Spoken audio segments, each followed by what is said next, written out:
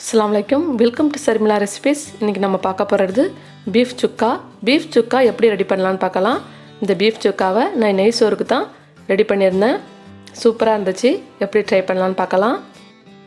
ஒரு குக்கரில் நான் 1/2 கிலோ அளவுக்கு பீஃப் சேர்க்குறேன்.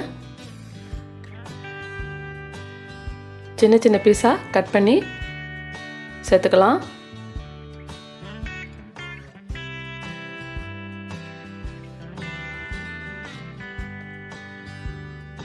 ஒரு ஸ்பூன் அளவுக்கு இஞ்சி பூண்டு பேஸ்ட் சேர்த்துக்குங்க.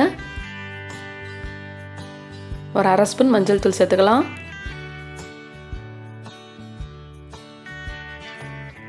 கொஞ்சமாக தண்ணி சேர்த்துக்குங்க. நம்ம பீஃபு தண்ணி விடும், அதனால் கொஞ்சமாக தண்ணி சேர்த்துக்குங்க.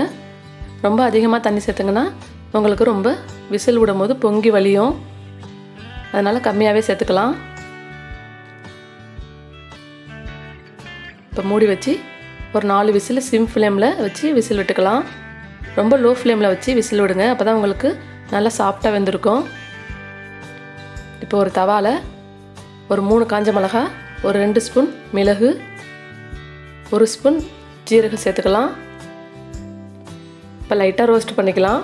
ரோஸ்ட் பண்ணதுக்கப்புறம் மிக்ஸி ஜாரில் அரைச்சிட்டு வந்துடுங்க.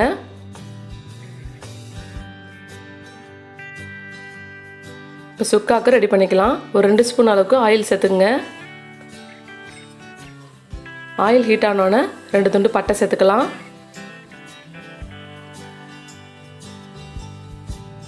ஒரு ஸ்பூன் இஞ்சி பூண்டு பேஸ்ட் சேர்த்துக்குங்க. இஞ்சி பூண்டு பேஸ்ட் சேர்த்தோன்னே எண்ணெய்லாம் தெறிக்கும். ஃப்ளேமை லோ ஃப்ளேமில் வச்சுட்டு இஞ்சி பூண்டு பேஸ்ட் சேர்த்துங்க. அப்போ தான் உங்களுக்கு எண்ணெய் தெறிக்காது. இப்போ ஒரு கொத்து கருவேப்பிலை சேர்த்துக்கலாம். கருவேப்பிலை சேர்த்துங்கன்னா உங்களுக்கு பீஃப் சுக்காவுக்கு நல்ல ஒரு வாசனை கொடுக்கும். நல்லா மிக்ஸ் பண்ணி விட்டுட்டு நம்ம வறுத்து அரைச்சிட்டு வந்த மசாலாவை சேர்த்துக்கலாம்.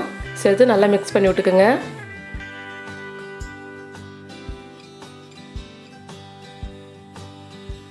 இப்போ பீஃப் நல்லா வெந்துருச்சு. இப்போ அதோட தண்ணியோடையே சேர்த்துக்கலாம். சேர்த்து நல்லா மிக்ஸ் பண்ணி விட்டுக்கலாம்.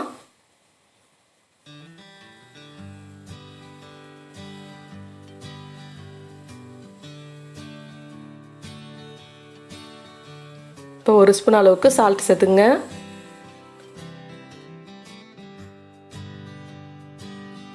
சேர்த்து நல்லா கலந்து விட்டுக்கலாம்.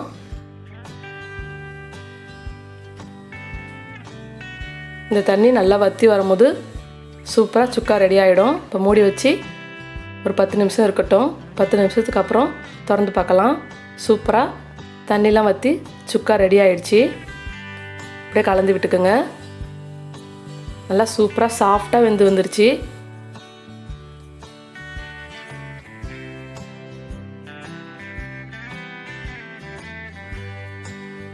சேர்த்து நல்லா மிக்ஸ் பண்ணி விட்டு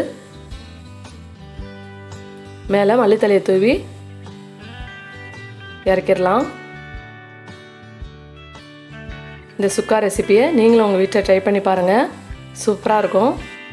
ட்ரை பண்ணி பார்த்துட்டு கமெண்டில் சொல்லுங்கள். இந்த வீடியோ பிடிச்சிருந்தா லைக் பண்ணுங்கள், ஷேர் பண்ணுங்கள். மறக்காமல் நம்ம ஷர்மிளா ரெசிபிஸை சப்ஸ்கிரைப் பண்ணி வச்சுக்கோங்க. பக்கத்தில் இருக்கிற பெல் ஐக்கானும் ப்ரெஸ் பண்ணிக்கோங்க. அப்போ தான் நம்ம எப்பப்பெல்லாம் ஒரு வீடியோ போடுறோமோ உங்களுக்கு நோட்டிஃபிகேஷனில் காட்டும். உங்கள் ஃப்ரெண்ட்ஸ் அண்ட் சர்க்கிளில் நிறைய ஷேர் பண்ணிக்கோங்க. அடுத்த ஒரு இன்ட்ரெஸ்டான வீடியோவில் சந்திக்கும். தேங்க்யூ, பாய்.